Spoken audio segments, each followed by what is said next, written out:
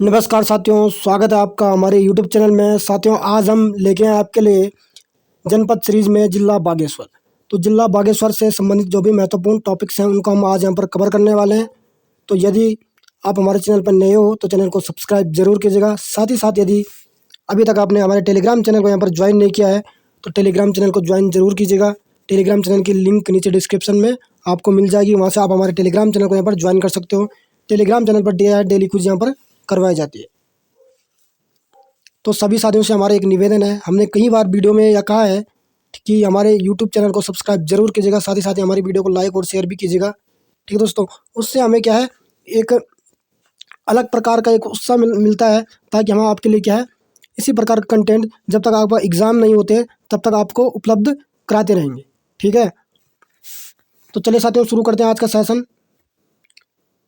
पहला टॉपिक है हमारा बागेश्वर जनपद का इतिहास। ठीक है, तो बागेश्वर जनपद के इतिहास से संबंधित जो भी महत्वपूर्ण है दोस्तों, ठीक है, उसको हम यहाँ पर कवर करने वाले हैं। तो बागेश्वर को उत्तर का वाराणसी भी यहाँ पर कहा जाता है। ठीक है, तो ये भी हमने याद रखना है कि जो बागेश्वर है हमारा उसको क्या है, वो उत्तर का वाराणसी भी यहाँ पर कहा जाता है। आगे बढ़ते हैं, बागेश्वर को बागनाथ व व्योगरेश्वर के नाम से भी जाना जाता है। ठीक है दोस्तों, तो बागनाथ के यहाँ पर दो अन्य नाम है दोस्तों, बागनाथ और व्याघ्रेश्वर। ठीक है, इन दो नामों से क्या है बागेश्वर को भी यहाँ पर जाना जाता है। आगे बढ़ते हैं, बागीश बागेश्वर वाणीश्वर को शिव नाभि के रूप में भी जाना जाता है। ठीक है, भगवान शिव के कारण बागेश्वर को तीर्थराज भी कहा जाता है। ठीक है, तो बागेश्वर को क्या है यहाँ पर तीर्थराज के नाम से भी यहाँ पर जाना जाता है। बागेश्वर का पौराणिक नाम अग्नितीर्थ है। ठीक है, तो यहाँ से हमारा महत्वपूर्ण क्वेश्चन बनता है कि बागेश्वर का पौराणिक नाम या प्राचीन नाम क्या है। तो हमें इसका प्राचीन नाम भी यहाँ पर याद रखना है, अग्नितीर्थ। आगे बढ़ते हैं, ऐतिहासिक रूप में वर्तमान बागेश्वर क्षेत्र को दानपुर कहा जाता है। तो वर्तमान क्षेत्र में दोस्तों क्या है, बागेश्वर क्षेत्र को क्या है दानपुर के नाम से भी यहाँ पर जाना जाता है। तो इसको भी हमने यहाँ पर ध्यान में रखना है। आगे बढ़ते हैं, बागेश्वर स्थित बागनाथ के मंदिर का निर्माण 1602 ईस्वी में लक्ष्मीचंद ने किया था।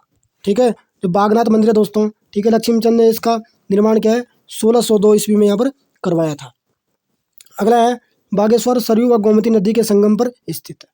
ठीक है, जो हमारा बागेश्वर जनपद है दोस्तों, ठीक है, इस सरयू और गोमती नदी का यहाँ पर संगम होता है। ठीक है, तो इसी के संगम पर क्या है हमारा बागेश्वर जो जनपद है वहाँ पर स्थित है। अगला है, मानस खंड में बागेश्वर को नीलगिरी कहा गया है। ठीक है, तो मानस खंड में दोस्तों बागेश्वर को क्या है नीलगिरी कहा गया है। ठीक है, तो मानस खंड में नीलगिरी किसको कहा गया है, किस क्षेत्र को यहाँ पर कहा गया है, तो हमने याद रखना है बागेश्वर को। मानसखंड में सरयू को गंगा व गोमती को यमुना कहा गया है। ठीक है, जो मानसखंड दोस्तों उसमें क्या है सरयू नदी को क्या गंगा नदी कहा गया है और गोमती नदी को यहाँ पर यमुना नदी कहा गया है। आगे बढ़ते हैं, 14 जनवरी 1921 ईस्वी उत्तरायणी मेले के अवसर पर बद्रीदत्त पांडे एवं हरगोविंद पंत आदि के सहयोग से 40,000 प्रदर्शनकारियों ने कुल्ली बेगार रजिस्टर सरयू नदी में बहाए थे। ठीक है, और सरयू नदी के तट पर 1921 में कुल्ली बेगार प्रथा का अंत हुआ था। ठीक है दोस्तों, तो कुली बेगार जो प्रथा थी दोस्तों, इसका अंत कहाँ से हुआ। ठीक है, तो इसका अंत बागेश्वर में सरयू नदी के तट पर हुआ 1921 में। ठीक है, तो ये भी हमने यहाँ पर ध्यान में रखना है। अगला है, 1968 ईस्वी में बागेश्वर नगर पालिका का गठन किया गया। जो बागेश्वर नगर पालिका दोस्तों उसका गठन कब 1968 में यहाँ पर किया गया था, ये भी हमने यहाँ पर ध्यान में रखना है। अगला है, बागेश्वर को 1974 ईस्वी में अलग तहसील बनाया गया था। ठीक है, यानी 1974 ईस्वी में क्या है बागेश्वर को क्या है एक तहसील के रूप में यहाँ पर बनाया गया था। अगला है दोस्तों, 1976 ईस्वी में बागेश्वर को अलग परगना यहाँ पर घोषित किया गया। ठीक है, तहसील से इसको एक परगना बनाया गया 1976 में। तो ये भी हमें ध्यान में यहाँ पर रखना होगा। अगला है, 1997 ईस्वी को बागेश्वर जिला अल्मोड़ा से अलग किया गया। ठीक है दोस्तों, तो अल्मोड़ा जनपद की क्या है कुछ हिस्से को काट कर दोस्तों क्या अलग से क्या है 1997 ईस्वी को क्या है बागेश्वर क्या है एक पृथक जिले के रूप में बनाया गया था। 18 सितंबर 1997 ईस्वी में बागेश्वर जनपद का गठन हुआ था। ठीक है, तो बागेश्वर जो जनपद है उसका गठन कब हुआ 18 सितंबर 1997 को। ये भी हमने यहाँ पर ध्यान में रखना है। अगला दोस्तों, बागेश्वर जनपद का प्रशासन। ठीक है, तो बागेश्वर जनपद की अगर 10 के वृद्धि दर की अगर हम बात करें तो यहाँ की 10 के वृद्धि दर जो है 4.18%। ठीक है, बात करेंगे यहाँ की लिंगानुपात की, तो यहाँ का जो लिंगानुपात दोस्तों कितना है 1090। ठीक है, 1090 कुल लिंगानुपात है बागेश्वर जनपद का। आगे बढ़ते हैं, राज्य में सबसे कम नगरीय आबादी बागेश्वर जनपद की है। ठीक है, तो उत्तराखंड का वह जनपद कौन सा है, ठीक है, जहाँ पर क्या है सबसे कम नगरीय आबादी है।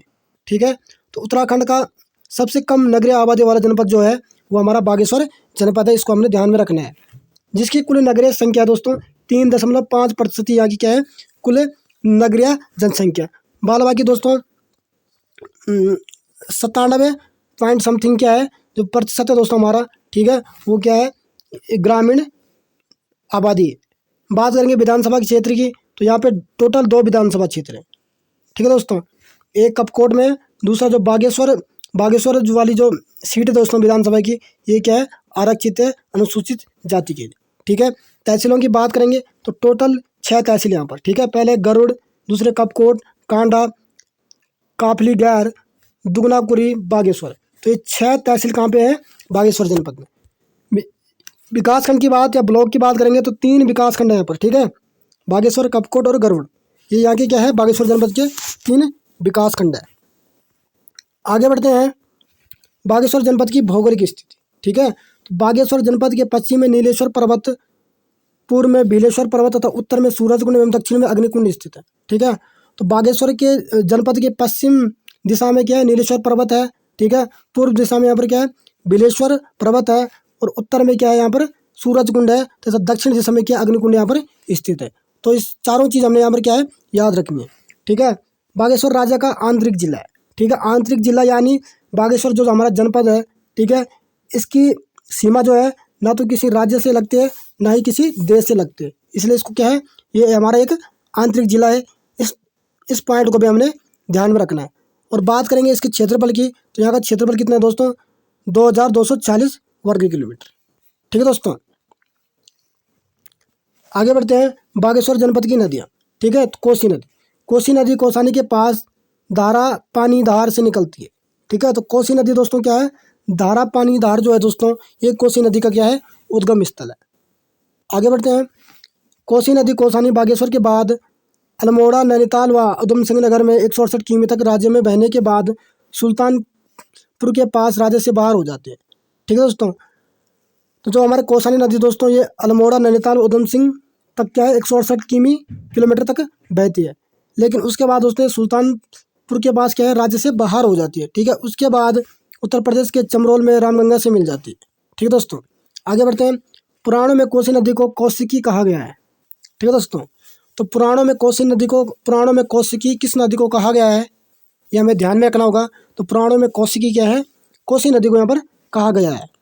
अगला है, कुमाऊं में कोसी नदी घाटी को धान का कटोरा कहा जाता है, ठीक है।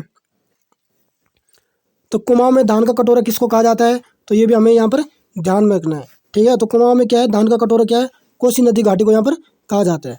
आगे बढ़ते हैं, शुमाली घाट, उल्लाव घाट, देवघाट कोसी की सहायक नदी यहाँ पर। अगर रामगंगा में कोसी नदी मैदानी क्षेत्र में प्रवेश करती है। अगला दोस्तों हमारा सरयू नदी तंत्र, ठीक है। तो सरयू काली नदी को सर्वाधिक जलराशि देने वाली नदी सरयू है। तो सरयू जो नदी है दोस्तों, एक काली नदी की क्या है, एक महत्वपूर्ण सहायक नदी है, ठीक है। सरयू नदी को कुमाऊं की सबसे पवित्र नदी माना जाता है।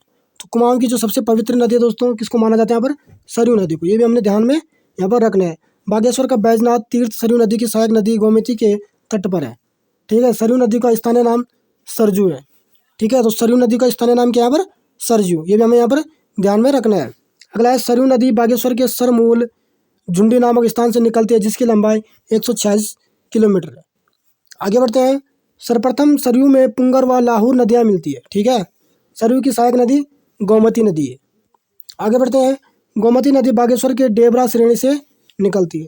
बागेश्वर सरयू व गोमती नदी के संगम पर स्थित है, ठीक है। ये हमने पहले ही डिस्कस यहाँ पर कर दिया था। अगला है, काकरी घाट के पास सरयू व पनार नदी का संगम है, ठीक है। जो काकरी घाट है हमारा, वहाँ पे क्या है, पनार नदी और सरयू नदी का यहाँ पर संगम होता है। तो इसको भी हमने यहाँ पर ध्यान में रखना है। आगे बढ़ेंगे, रामेश्वर तीर्थ पिथौरागढ़ में सरयू व पूर्वी रामगंगा का संगम है। पंचेश्वर में सरयू नदी काली नदी में मिल जाती है। आगे बढ़ते हैं, बागेश्वर जनपद में कुंड और ग्लेशियर, ठीक है। तो सुकुंडा ताल, ये भी बागेश्वर में है। अगला हथछीना जलाशय, ये भी बागेश्वर में है। अगला देवीकुंड, ठीक है, ये भी क्या बागेश्वर में क्या है, सुंदर ढूंगा के पास स्थित है, ठीक है। जो देवीकुंड है दोस्तों, इसकी विशेषता क्या है, ये क्या है, ठंडे पानी का एक कुंड है, ये इसकी विशेषता है, ठंडा पानी, ठीक है।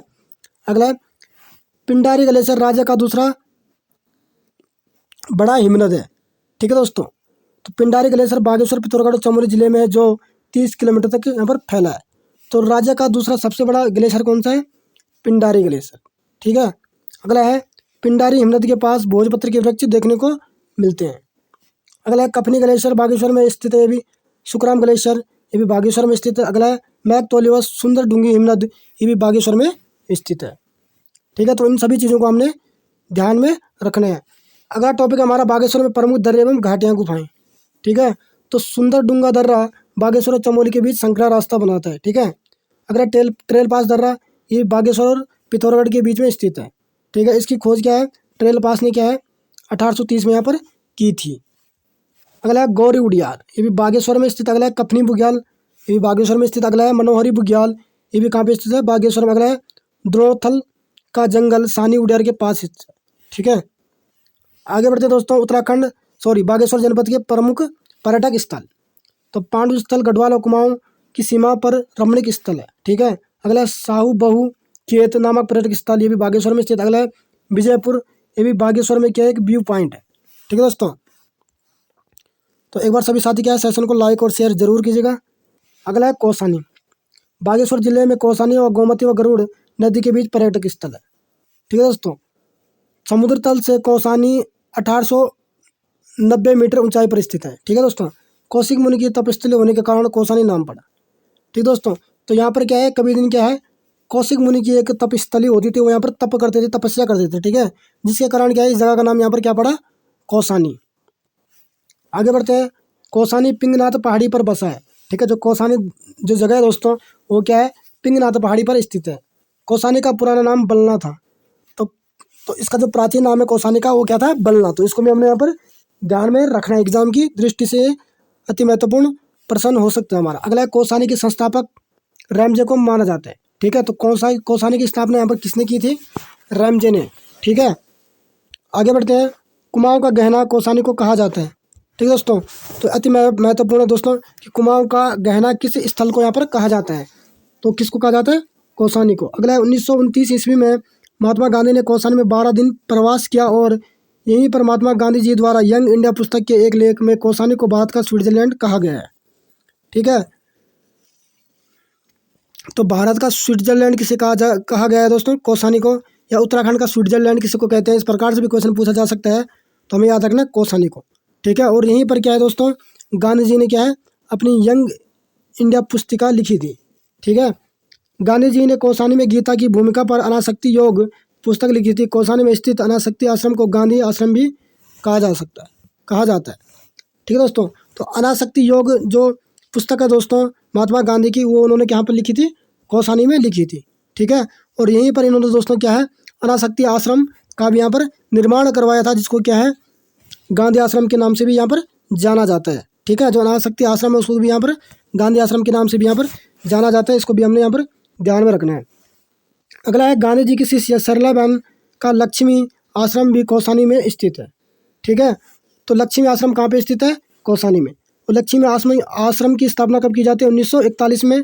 तो ये भी हमने यहाँ पर याद रखना है। अगला है कौसानी प्रकृति प्रेमी सुमित्रानंदन पंत की जन्मस्थली है। ठीक है, सुमित्रानंदन पंत संग्रहालय उनके जन्म स्थान पर बना हुआ है। प्रसिद्ध लोक संगीतज्ञ गोपीनाथ कौसानी से प्रभावित हुए थे। पिनाकेश्वर महादेव कौसानी के निकट पर स्थित। अगला है भकोट नामक स्थान, ये भी कहाँ पर स्थित है? कौसानी में। अगला है बागेश्वर जनपद में प्रसिद्ध मंदिर। ठीक है, तो कोट ब्राह्मरी मंदिर, ये भी बागेश्वर में। कोट ब्राह्मरी देवी कत्यूरियों की अधिष्ठ देवी होती थी। ठीक है, तो जो कोट ब्राह्मरी देवी दोस्तों एक कत्यूरी राजवंश के जो लोग थे उनकी क्या है एक अधिष्ठात्री देवी यहाँ पर होती थी।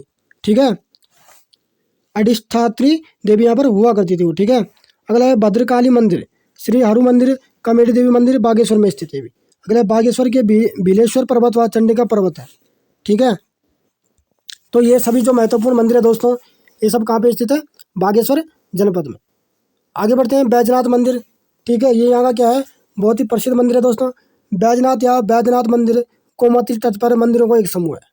ठीक है, तो बैजनाथ मंदिर या बैद्यनाथ मंदिर जो है दोस्तों ये क्या है कई मंदिरों का एक समूह है। ठीक है, जो कहाँ पर स्थित है? गोमती नदी के तट पर। तो ये भी हमने यहाँ पर ध्यान में रखना है। अगला है बैजनाथ के मुख्य मंदिर में आदमकद पार्वती की पत्थर मूर्ति स्थित है। ठीक है, तो जो बैजनाथ का जो प्रसिद्ध मंदिर है दोस्तों, क्योंकि ये बैजनाथ जो है क्या है, मंदिरों को एक समूह है, ठीक है। इसका जो मुख्य मंदिर है, ठीक है, वहाँ पर क्या है, आदमकद पार्वती माँ पार्वती की क्या एक पत्थर की मूर्ति वहाँ पर स्थापित की गई है। अगला है, बैजनाथ मंदिरों का निर्माण कत्यूरी शासकों ने करवाया था, ठीक है। तो ये भी हमें ध्यान में रखना है कि कत्यूरी शासक जो थे उन्होंने क्या है, बैजनाथ मंदिरों को यहाँ पर निर्माण करवाया था। अगला है, बैजनाथ कत्यूरों की दूसरी यहाँ पर राजधानी बनी थी, ठीक है। तो बैजनाथ क्या है, कत्यूरों की यहाँ पर कत्यूरी राजवंश के लोगों की यहाँ पर राजधानी भी थी। बैजनाथ में लक्ष्मी नारायण मंदिर व ब्राह्मणी देवी का यहाँ पर मंदिर है। अगला है, बागेश्वर जनपद के त्योहार एवं मेले। मूल नारायण का मेला बागेश्वर के शिखर पर्वत पर लगता है, ठीक है। जो मूल नारायण का मेला है दोस्तों, ठीक है, ये क्या बागेश्वर के शिखर पर्वत पर यह लगता है। अगला है, माँ भद्रकाली का मेला बागेश्वर में सानी उडियार के पास लगता है, ठीक है। तो माँ भद्रकाली का जो मेला होता है दोस्तों, वो बागेश्वर की क्या है, सानी उडियार के पास में यहाँ पर लगता है। अगला है, पिनात का मेला बागेश्वर में लगता है, ठीक है। तो पिनात का जो मेला होता है वो भी क्या है, बागेश्वर जनपद में हमारा लगता है। अगला है, कोटमाई का मेला बैजनाथ से कुछ दूरी पर लगता है, ठीक है। कत्यूरी समय में रणचूला कोट कहते थे इसको, ठीक है। कोटमाई के मेले को क्या है दोस्तों, रणचूला कोट यहाँ पर कहते थे। अगला है, उत्तरायणी मेला, ठीक है। उत्तरायणी मेला क्या है, बागेश्वर जनपद का क्या है, एक बहुत ही प्रसिद्ध मेला है, ठीक है। उत्तरायणी मेला बागेश्वर के सरयू नदी के तट पर मकर संक्रांति को यहाँ पर लगता है, ठीक है। यानी मकर संक्रांति के दिन क्या है, सरयू नदी के तट पर क्या है, उत्तरायणी मेला का यहाँ पर आयोजन किया जाता है। उत्तरायणी मेले में चांचरी नृत्य होता है, ठीक है। कुमाऊं क्षेत्र का सबसे बड़ा मेला, ठीक है। तो उत्तरायणी जो मेला है दोस्तों, ये कुमाऊं क्षेत्र का क्या है, ठीक है, सबसे बड़ा मेला होता है, ठीक है। और उत्तरायणी मेले में क्या है, चांचरी नामक जो नृत्य है दोस्तों, वो यहाँ पर किया जाता है। अगला है, पहले उत्तरायणी मेले को 9 लाख की उत्तरायणी कहा जाता था, ठीक है। 1929 ईस्वी में गांधी जी ने यहाँ स्वराज मंदिर के लिए विशाल भूमि का शिलान्यास यहाँ पर किया था। अगला दोस्तों, उत्तरायणी मेले का जिक्र 1905 ईस्वी में शेरमन ओकले ने अपनी पुस्तक होली हिमालय में किया था, ठीक है। जो होली हिमालय जो दोस्तों शेरमन ओकले की जो पुस्तक है, उसमें भी क्या है, उत्तरायणी मेले का यहाँ पर जिक्र किया गया है। अगला है, बागेश्वर जनपद अन्य महत्वपूर्ण बिंदु, ठीक है। तो उत्तराखंड से जेल जाने वाले प्रथम स्वतंत्रता सेनानी मोहन सिंह मेहता थे, यह बागेश्वर जनपद के मूल निवासी थे, ठीक है दोस्तों। अगला है, हरिनगरी चाय फैक्ट्री, ठीक है। तो हरिनगरी चाय फैक्ट्री भी कहाँ पे स्थित है, बागेश्वर में। अगला है, अनामई आश्रम बागेश्वर के कौसानी में स्थित। अगला है, सेवानाऊ नौला, ये भी कहाँ पे स्थित है, बागेश्वर में। अगला दोस्तों, महरूड़ी कस्तूरी मृग अनुसंधान केंद्र की स्थापना 1977 में यहाँ पर हुई थी, ठीक है। तो महरूड़ी कस्तूरी मृग अनुसंधान केंद्र है दोस्तों, ये कहाँ पे स्थित है, बागेश्वर में।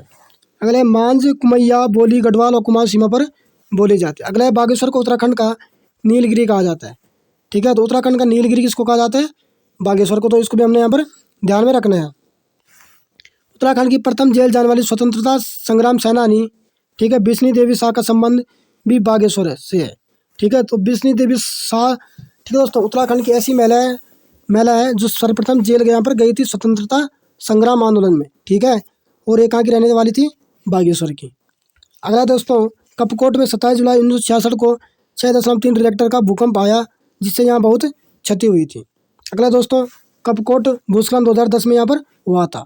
तो दोस्तों, अगर सेशन पसंद आए तो सेशन को लाइक और शेयर जरूर कीजिएगा। साथ ही साथ क्या है, हमारे चैनल को भी सब्सक्राइब जरूर कीजिएगा।